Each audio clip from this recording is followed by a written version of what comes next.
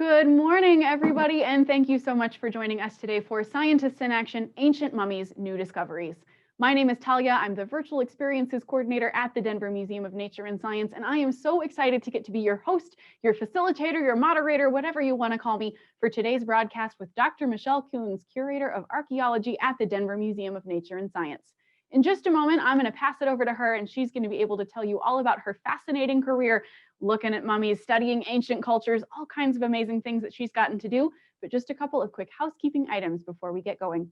Number one, I would like to begin today by respectfully acknowledging that the Denver Museum of Nature and Science is on the traditional lands of the Cheyenne, Ute, Arapaho, and Oceti-Sakowin nations, as well as other traditional keepers. I also want to acknowledge that we are currently connected to students from all across the state of Colorado and all across the country. We're so grateful that you're here today. I think we have Colorado, Texas, California, I had to write it down, Washington, and Arizona on with us today. So we have a really, really wide spread, and we are so honored that you've chosen to spend your day with us today. We hope you're getting excited for Halloween. This is the perfect program to get you in that Halloween spirit. If you're one of our on-camera schools today, please stay muted until we call on you. After about 15 minutes of content, I will let you know that it is your turn to start asking questions. I will specifically call on each school one at a time, and when you see your video feed come up to fill up your screen, you can unmute your microphone and ask your question. Remember to use a nice, loud, and clear voice, and if you remember, tell us your name.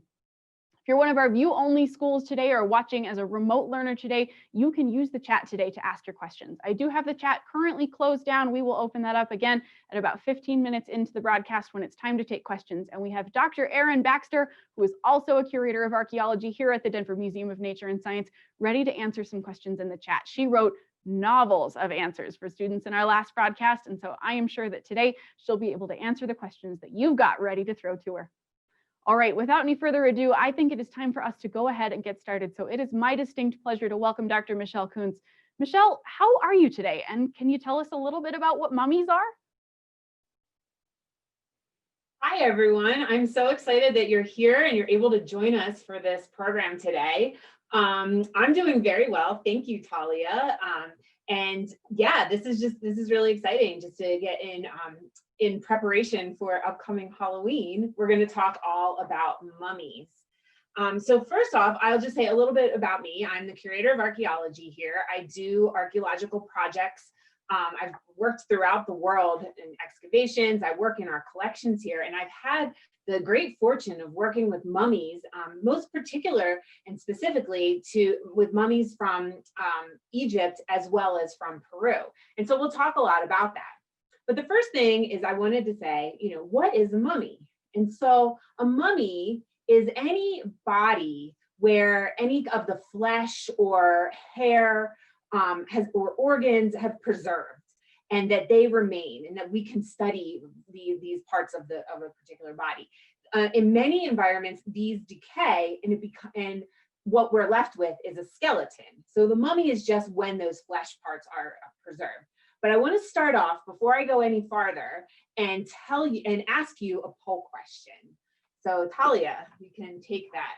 Yes, we're going to bring a poll question up, and in just a moment, you'll see that pop up on your screen. So teachers, if you are in the room with your students, you're doing in-person learning, take a survey and maybe vote by majority rules. And if you are a student who's watching from a remote location, you can just cast your own vote. What we want to know is, how are mummies formed? Is it by extreme heat or cold?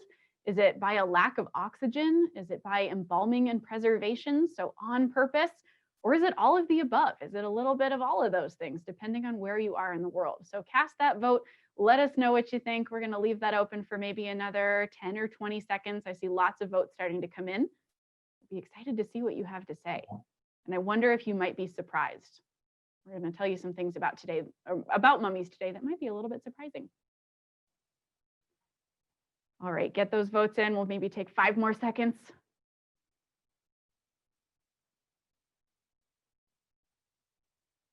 All right, let's go ahead and take a look. It looks like all of the above was the big winner, but every other category got at least a few votes. So how'd they do, Dr. Koons? You guys did great. You all get A's. So it is all of the above.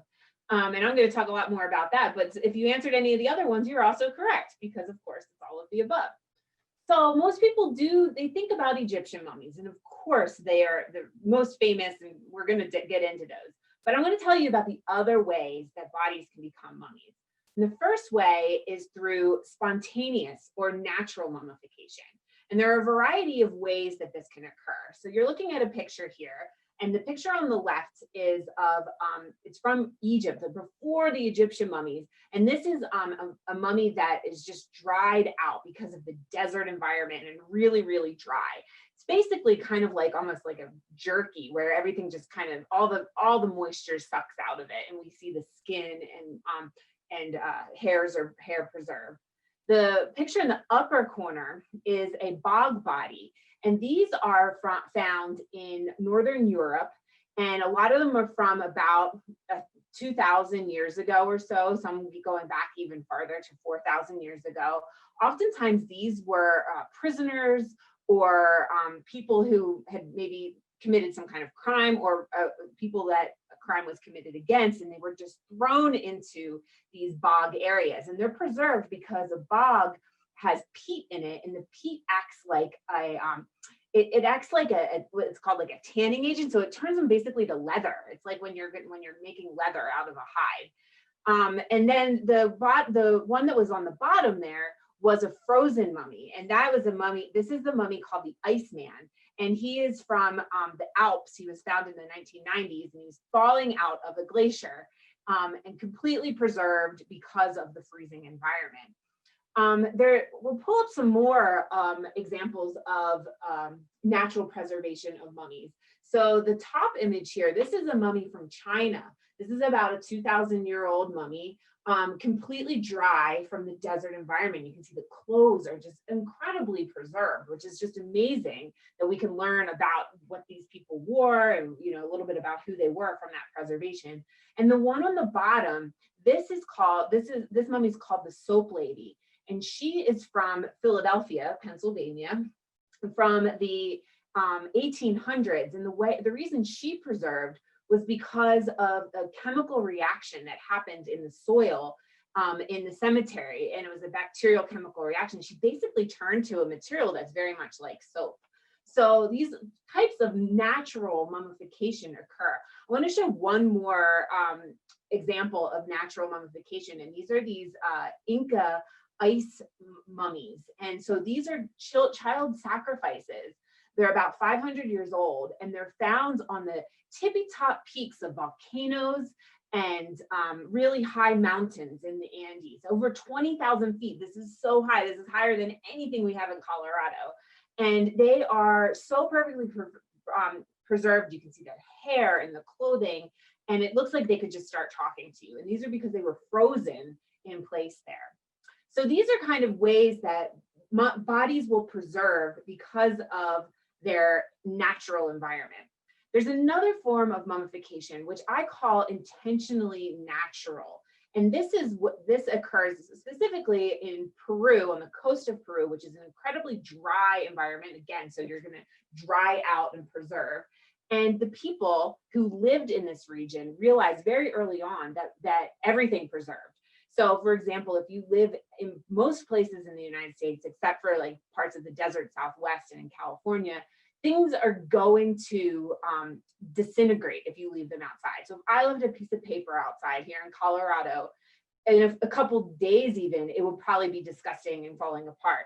But in places like Peru, on coastal Peru, those things will preserve. And the people took advantage of this, and they incorporated that into their understanding of how they worshiped their dead. And so what we're looking at here are these mummy bundles, and they're an individual who's seated in a seated position and wrapped in layers of textiles. They're buried with grave goods.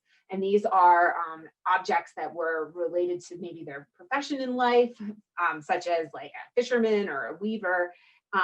And we find them buried, like a bunch of these bundles buried together in these chambers. And we know the living people will go back and constantly visit their dead and tend to their dead and bring them food, so that they were very much a part of the lives of the living.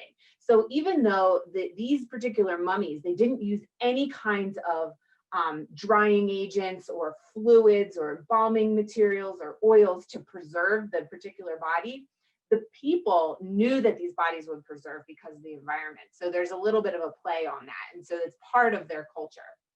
The final category of mummies are the artificial mummies. And these are, of course, the Egyptian mummies. Now, the Egyptians, you can see here on the left, is one of the Egyptian mummies that we have here in the museum. They use natron to dry out the body, and they would remove the organs because they knew that the organs were definitely a wet part of the body, and they would either put them back in or keep them out. And then they would use all kinds of embalming fluids and herbs and oils to make the skin look supple. And the reason that they did this was because they believed that you needed to have your entire body to go into the afterlife. So Egyptians, we know this is awesome, but a lot of people don't know that the oldest mummies in the world are the Chinchorro mummies, and they're from the north coast of Chile, the very southern part of Peru, coastal Peru. And the Chinchorro people were mummifying their dead 2,000 years before the Egyptians began to do the artificial mummification. So 7,000 years ago, Chinchorro, or when the Chinchorro people started to first mummify, and they did it for about 3,000 years, so really, really long time. And there was a different technique. They would actually remove the flesh from the body and insert sticks, and would use like plasters and clays and different kinds of reed packing to make the body look really lifelike. And you can see these different types of techniques were used over the different years. So it's really pretty incredible that this form of mummification was happening way before the Egyptians were doing theirs. Yeah, fascinating, isn't it? I think a lot of the time when people think about mummies, they think of like the Halloween kind of mummy, right? Where you're wrapped in linens that are unraveling and they're maybe coming to life and coming out of these giant classically Egyptian pyramids. But that's not it at all. I mean, yes, it is, but there's a lot more to mummies than just what we tend to see in the movies. So one more thing that we wanted to address before we take some questions is how archaeology has changed over time. So a long time ago, archaeology had to be done by unwrapping mummies or unearthing their tombs. And now thinking has changed a little bit, and technology has allowed us to do things a little bit differently. So Dr. Koons, what can you tell us about that?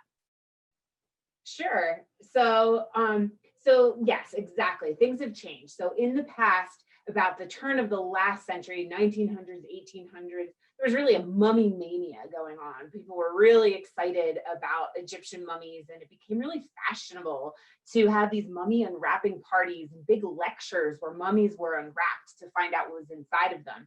Well, because of these events over the last, hundreds of years, we know an awful lot about Egyptian mummies. And it also means that we don't need to do the same kind of unwrapping to understand what's inside of the mummies.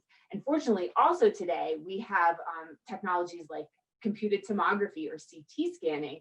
So we can send the mummies through modern day medical equipment, and then we can virtually unwrap these mummies. And I'm going to talk a little bit about this. I also just wanted to touch on, in general, archaeology is a little bit different today than it was in the past. In the past, it was kind of like, go out, find the mummies, dig them up, and let's bring everything into a museum. And we don't operate like that anymore. We are very respectful of the different cultures who we're studying. We work very much in collaboration with those cultures. And we don't go out and dig sites where the people today don't necessarily want us to do such a thing. It's kind of like going out to a cemetery and digging up somebody's grandmother. We wouldn't do that unless it was something that was kind of appreciated and wanted by the modern descendants of a particular culture.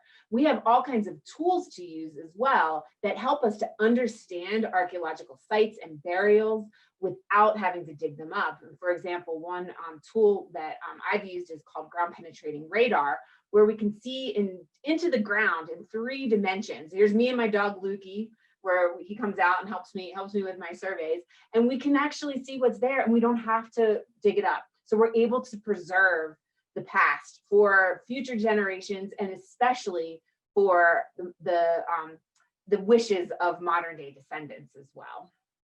Yeah, super important detail there. We want to make sure that we're being respectful of these ancient cultures whose descendants are still very much alive and well today. And so archaeology has changed a lot. With that, I think it's about time for us to start taking a few questions. So we're going to take first, I think, 2 questions from each of our on-camera schools. We're going to start with 2 questions from Phoenix Academy down in Fountain, Colorado. So you'll be our first group up. Then we'll take 2 from Bridges Elementary down in Gilbert, Arizona, and then 2 from Nativity of Our Lord here in Colorado again. And then we're going to pull some from the chat. So I'm going to open that chat up in just a moment. Dr. Erin Baxter is standing by and is ready to type you some answers to all of the fabulous questions that you have. But one thing that we want you to keep in mind is that our expectation is that you are using that chat only for questions. We know it's really easy to get excited. We're talking about really cool stuff today, but we're going to ask that you hold on putting things like OMG and ew and so scary, and instead just share with us your questions. We will be able to get through more questions that way if that's all we see in the chat. So I'm going to go ahead and open that up. And then in the meantime, it looks like one of our students from Phoenix Academy is at their camera and ready to go. So in just a moment, I'm going to spotlight your video. Everyone will be able to see you and you'll need to unmute. Go ahead and ask your question. Do you work with dinosaur bones? Oh, good question. I think that's a question that a lot of archaeologists get from time to time. Yes, we do get that question a lot, and the answer is no, not at all. So my office is right next door to the paleontologists, and the paleontologists work with the dinosaur bones. As archaeologists, we study people and the people of the past in any kind of capacity. And since dinosaurs and people did not go together, I don't really know that much about dinosaurs. Yeah, that's an important thing to remember, is that archaeology and paleontology are a little bit different, but they both involve digging. So if you like getting dirty, either one of those science careers could be a good one for you. All right, let's grab one more from Phoenix Academy. Okay. Have you ever seen a pyramid? Was that, have you ever seen a pyramid? I think I got that one. Yeah. Yes. Yes. All right, good job.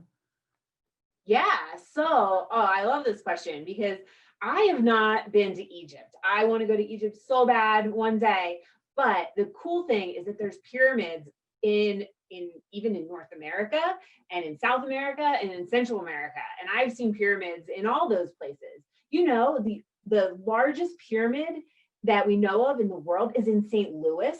Did you know that? That's crazy. It's called Monk's Mound, and it's just outside of St. Louis. It's a huge pyramid structure.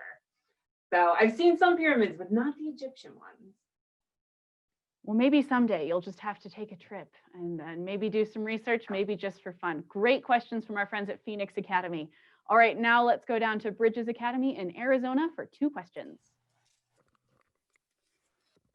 How many mummies have you found? Good question. So that was, how many mummies have you found? How many mummies have I found? I actually, so I have actually worked a lot with skeletal material. So when people aren't necessarily mummified, and that's because where I work in Peru, it's not there. The culture and the people there, I work very closely with them, and we find lots and lots of like skeletons, and we to excavate.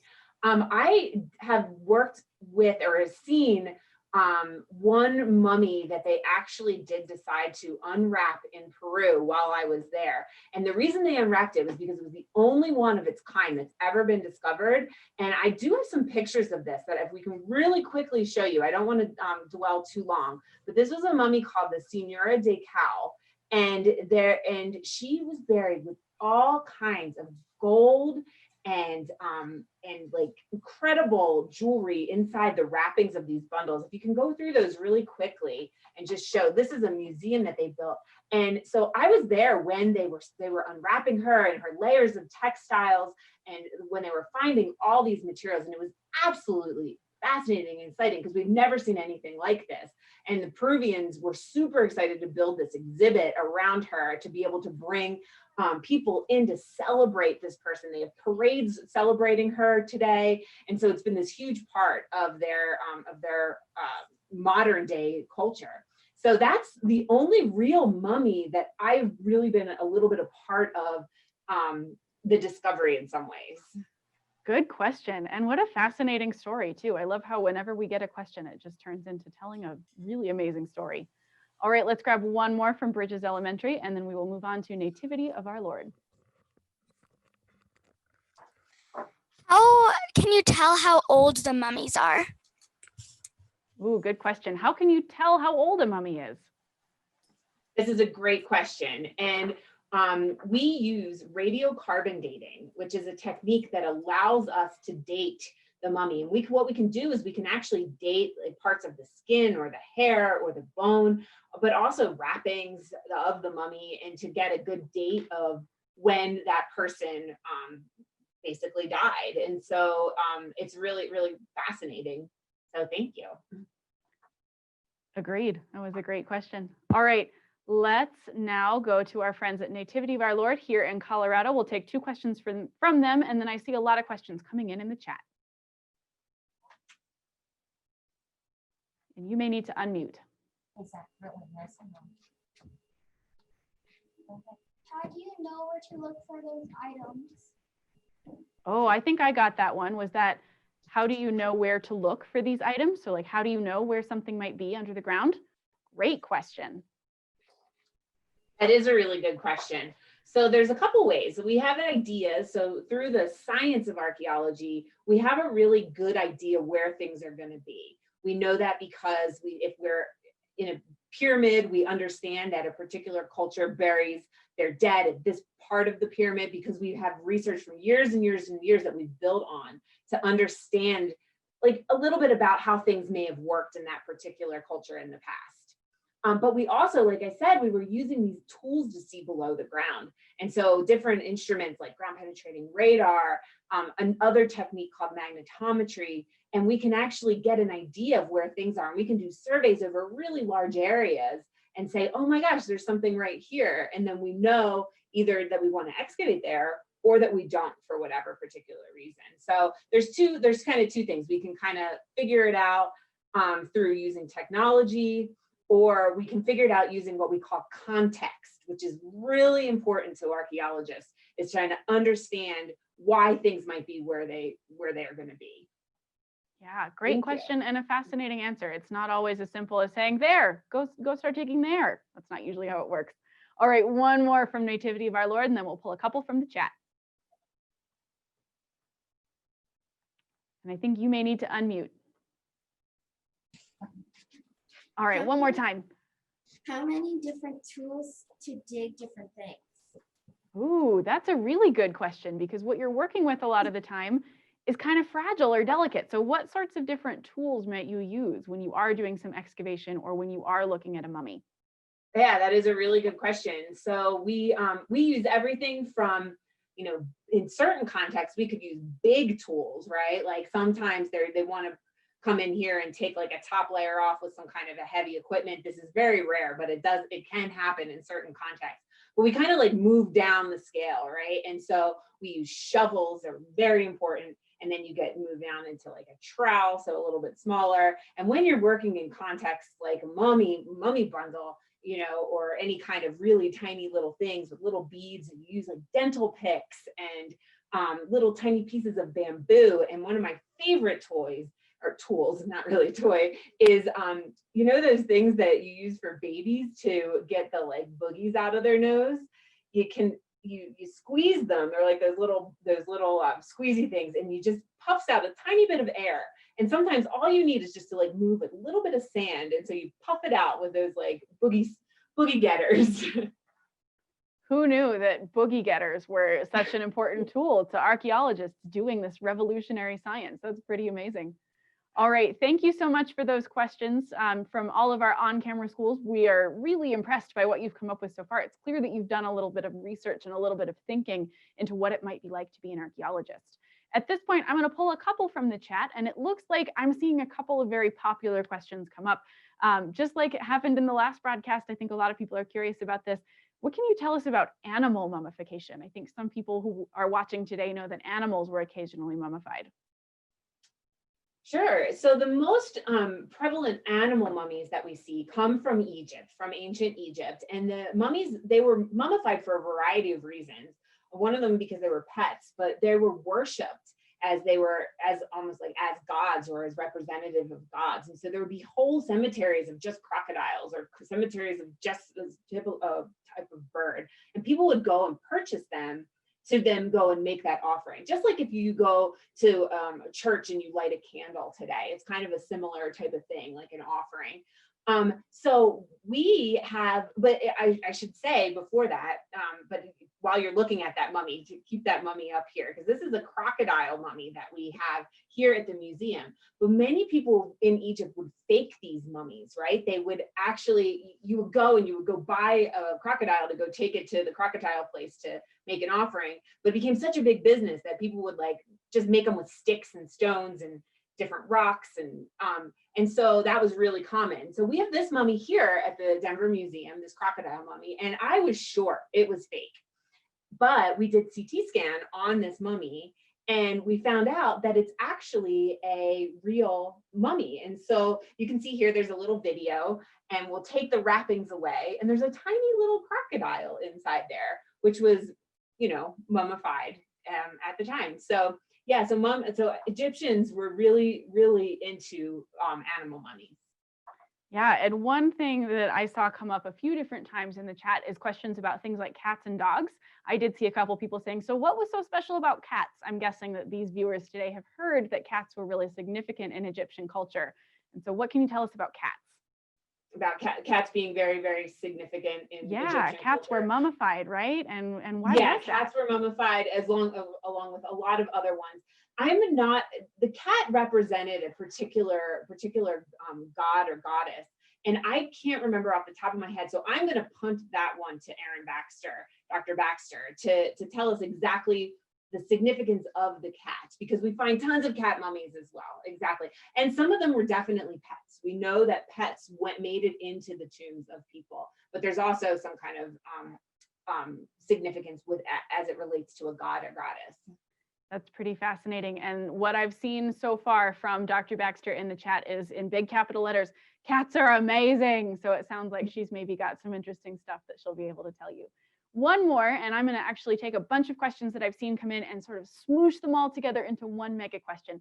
I'm seeing lots of questions from people saying things like, how many mummies do you find every day? And how many mummies have you found? And lots of questions about what it's like to actually be out looking for mummies. And so what I wonder is, can you tell us a little bit about what it's like to be an archaeologist? Are you really out there searching for mummies every single day? Or is a lot of your work actually doing science in the lab or doing other kinds of research? Tell us a little bit about what that's like. Sure. So I don't go out looking for mummies. That's actually not a part of the type of research that I do, or actually particularly like interested in in my science that I'm looking at. So I'm really interested in understanding, I'm really interested in ancient politics and how people interacted and like social relationships and what they were doing and who was fighting with who and who liked who and how they traded with each other. And so that's like my personal research. And I do excavate at large centers with pyramids, especially in Peru, that have all kinds of cool murals and really neat things, trying to understand these, like, you know, political relationships, so to speak. But along the way, we do find mummies on occasion. It's not super common. Like I've really not found that many in my life, and it's specifically only in Peru. When I'm working in the United States, we do not excavate any burial sites because we respect Native populations' wishes of today, who do not want those sites disturbed at all. So it's very, very rare. If anything were to be found, we call in the native, the tribes to kind of run what's going to happen and basically just cover things back up. Let's take a little bit of a turn and talk instead about technology. We said we were going to tell you a little bit more about some of the kinds of technology that is important to archaeology these days. And so we're going to talk next about CT scanning. But before we do that, let's go ahead and bring up a poll. We want to know what you think might be true about CT scanning. So in just a moment, you're going to see a poll pop up on your screen. CT scanning is a way for us to look inside of a mummy. We showed you a picture earlier. It goes through a scanner that can see inside. What do you think CT scanning can tell us? Can it tell us if there's objects or amulets present in the wrappings? Could you tell us, or could it tell us if the person had any physical conditions or illnesses? Could it tell us if they were male or female? Or is it all of those things? And one other note is that I have closed the chat back down so we can move forward and talk a little bit about CT scanning. We may open it back up, we'll see. But if your question was not answered, I'm sorry, we're not going to be able to get to every single question today. But do scroll up and read a little bit about what Dr. Baxter is typing to you. She's got some great answers. All right, we'll leave this open for another 10 seconds or so. Get those votes in.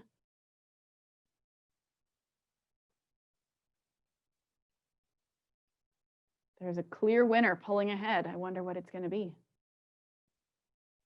Let's take a look at the results. It looks like everything got a couple of votes, but all of the above was the big winner. So, Michele, were they right? Do we get A's again? Yes, you do. You all get A's. It is all of the above. We can learn so much from CT scans, so we don't even need to unwrap the mummies because of what we can learn. But I'm going to tell you a little bit about how this works and what we found. So at the Denver Museum of Nature and Science, we have 2 mummies. And a couple years ago, we took them off display and we took them to Children's Hospital for CT scans. We took them by ambulance. So the hospital is only about 15 minutes away, but we had to drive really, really, really slowly to the hospital. So it took us about 45 minutes to get there so that nothing would dislodge. Here they are. Here's one of the mummies going through the CT scanner. And you'll see here, we are looking at those scans in real time coming right off of that machine. And we're able to already see some of the bones and see underneath of those wrappings. So it's really fantastic to be able to have that technology. We're going to pull up another video here so we can look a little bit more in depth into some of these CT scans. So this is one of the mummies, and we've already taken off one layer and we're going down. You can see the brain is removed, going into the body cavity. And in here, we'll see there are these linen bundles. And so in Egypt, they would take the organs out. And you can see there's a piece of gold on the side here. This is where the incision was made. They would take the organs out. And in earlier time periods, they would put those organs in canopic jars. But that became less favorable at one point, and they decided to put them back in the body. So they would wrap the organs in linen and stuff them back in. And right here, we took away all the layers, and all we're seeing now are the jewelry. And these red figures are these wax figures that are attached to those organ bundles. And they are represent the 4 sons of Horus. So each of the canopic jars had a different one of the sons of Horus. And these are the wax figures of that. And we can now know which organs are in there, because we know that, you know, the jackal protects the stomach, and the lungs are protected by a particular one of these sons. We're also, the blue is the heart scarab, and you can see the purple here are the eye little rocks over the eyes. And then the gold that we were seeing, these are metal pieces. So we think there's some kind of metal jewelry over the chest, but there's also a piece of metal that was over the incision. And what was really cool about this particular piece of metal that was over the incision is we were able to see that it was engraved with the eye of Horus, a symbol of protection in ancient Egypt. And so you can see here, this is from the CT scan, and we're able to model it, and we're able to see right there that is on that piece of metal inside the body. So incredibly fascinating what we're able to learn, all without disturbing this mummy at all. And we were able to update our exhibit and share this exciting new science with the public. One of the main things that I wonder about watching that video is, what was it like for you to go riding in that ambulance down the street? So for some context for everybody watching, the hospital that we took those mummies to is what, normally a 15-minute drive from the museum, and it's like down one street the entire way, but it took a long time to get there, right? And it had to be really cool and kind of surreal for you to sit there and say, I'm riding in an ambulance with a mummy. So what was that like? It was definitely crazy. It was a very surreal experience. One thing that was kind of funny that happened was a police car saw that we were driving really slow and had no idea what was going on. So they started to escort us. And when I got to the hospital, they're like, what's happening? What do you need? And we're like, oh, we just have some mummies here. And so it was kind of that we freaked out the police officer about our speed, or lack thereof, should I say. Did you have to put the sirens on? They had the lights on. They didn't have the sirens on, but they had the lights on. So that would have been a loud, long ride if they had the sirens on. That's true. So kids, there you have it. If you grow up to be an archaeologist, maybe someday you will get to ride very slowly in an ambulance with a mummy and freak out the police cars who think that you're driving too slow. Just one of the many amazing stories that Dr. Koons has from her work. So at this point, I think we have about 10 minutes left in our program today. I'd like to take, I think, one more question from each of our on-camera schools, and we'll see how far that gets us. And then if we have time, we'll pull some more from the chat. But again, Dr. Baxter is doing an amazing job of typing some answers, and I think she can maybe get to all of them. We'll keep our fingers crossed. So make sure you're paying attention to the chat. If your question has not been answered yet, keep your eyes there, and she may have an answer for you. So we're going to go in the same order as we did before. We're going to first go to Phoenix Academy down in Fountain, Colorado. Then next, we're going to go to Bridges Elementary in Gilbert, Arizona. Lost my place there for a second. And then we're going to go to Nativity of Our Lord back here in Denver. All right, Phoenix Academy, we're going to go over to you. You'll need to unmute when you see your face big up on the screen. How do you know where to look, like what area? Can you repeat that one for us? You were a little quiet. Nice, loud, and clear voice. What area do you know where to look to find mummies? Was that what era do you know a mummy is from? Or how do you know what era it's from? Yes. Yes, okay, good question. So tell us a little bit more about that, Dr. Koons. How do you know what era a mummy comes from? I know that we talked about carbon dating earlier, but I know in Egypt, at least, there's some different sort of traditions or styles of mummification that come from different time periods. So what can you tell us about that? Yeah, this goes back to also what I was talking about, the whole idea of context, which is the most important thing for archaeologists. And this is why when we say if you find anything, you let an archaeologist know, because we care how it's associated with other things, right? And so we can always do radiocarbon dating, but if we understand that it was at a certain level below the ground and it was buried with a piece of pottery that we understand to be from a certain time period, we can date it that way. So that really, really helps us to understand when things are from. So mummies, you know, in terms of Egyptian mummies, we know that in the earlier periods, every limb was wrapped, and then they stopped doing that, and they just started wrapping the entire body. And at one point they were using the canopic jars, and then at another point they decided not to use those canopic jars and reinsert the mummy, the organs into the body. So there's a lot of this context that is absolutely the most important thing for archaeologists in understanding a time period of a mummy.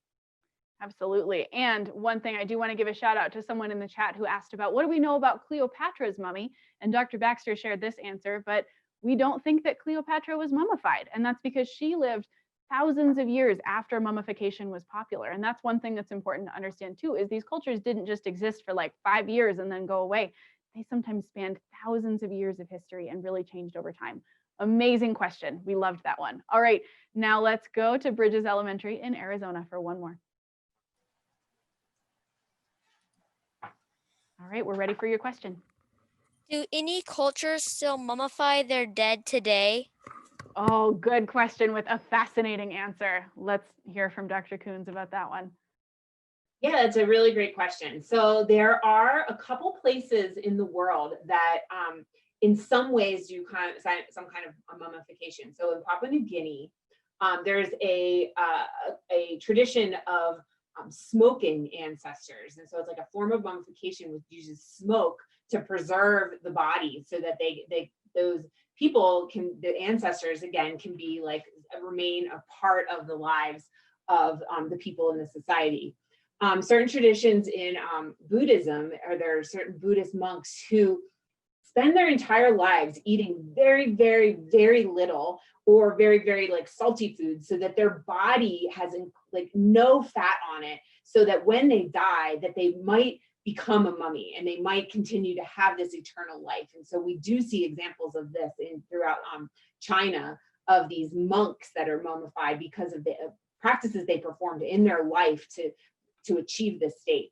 But in North America, and in many of the cultures in North America, we bury our dead. And before we bury the dead, we use different kinds of embalming fluids so that people can come and visit and pay their last respects. And these embalming fluids are in some way a form of mummification. They're not supposed to last like like as long as, you know, for example, Egyptian mummification, but they do preserve the body for a certain amount of time. And so in some ways, you can kind of look at that as an artificial mummification. Great question. Yeah, I agree. That was a fascinating one. Let's take one more from our friends at Nativity of Our Lord, and then we'll see how much time we have left. When you find something, how do you get it to the museum?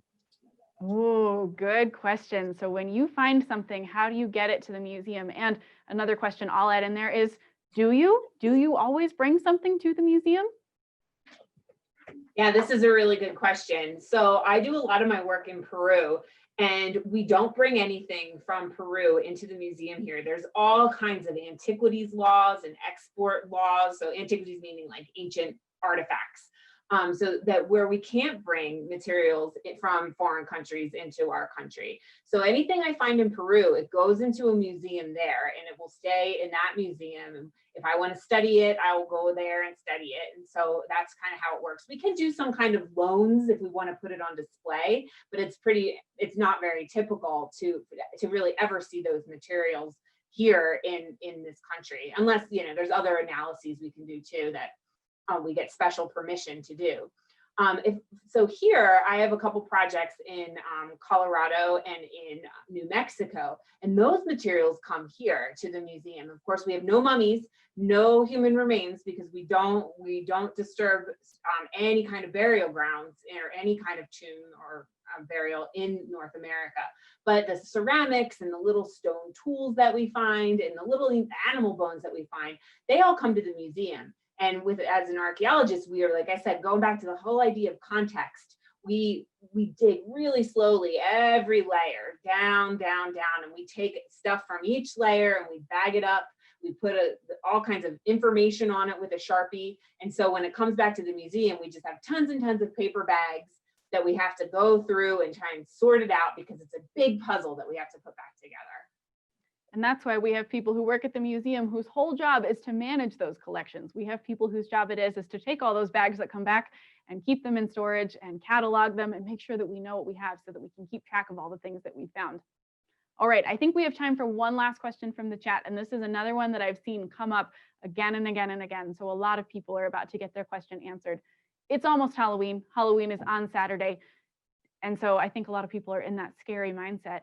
Do you, Dr. Michele Koons, ever get kind of freaked out working with mummies, or is it not too freaky for you? Honestly, the curse of the mummy. You know, I don't find it too creepy, just because I've been working with mummies for a very long time, and I understand them as people that deserve respect, and in that it's so much a privilege. But I will admit that sometimes some creepy things do happen. And, you know, you never know. There are some unexplained things that go on behind the scenes in museums that I'm just going to say that as a scientist, that, you know, we don't understand everything. Good answer. I liked that one. I have to admit, I fully expected that you were going to be like, no, it's not scary at all. I'm not scared of anything because I'm a professional scientist and I never get scared. But you know what? There's a whole lot that we don't know about this world. And so, you know what? I think that's a good note to end things on today. It is indeed almost Halloween. So a big happy Halloween to everybody who tuned in. We hope that you stay safe this year, however you choose to observe the day. And we hope that you'll remember us and think about us a little bit the next time you see some mummy decorations or someone dressed as a mummy for the holiday. Thank you so much for tuning in today, everybody. We are so grateful that you spent some time with us today. And I do want to invite you to participate with us in a few more other virtual experiences coming up. So in just about a month from now, on Thursday, November 19th, we are going live again for our next edition of Scientists in Action. This time, we're going to be talking to a paleontologist, so someone who studies dinosaurs, and an ornithologist, someone who studies birds, about what dinosaurs and birds have in common for Scientists in Action T-Rex to Turkey. You can sign up for that on our website. And as well, if you would like to book a custom experience on the date and time of your choosing, we do have 6 different programs that we offer. We can customize a little bit to meet your needs. Visit us at Virtual Science Academy, dmns.org/virtual. We can do some dissections. We can do some art. We got all kinds of good stuff for you. So check us out there, and we hope to see you next time. In the meantime, stay safe, stay curious, stay healthy. We're so glad that you were here. Have a great day, everybody. If students, if you were on camera, feel free to unmute and say goodbye, and we'll see you next time. Bye, everybody.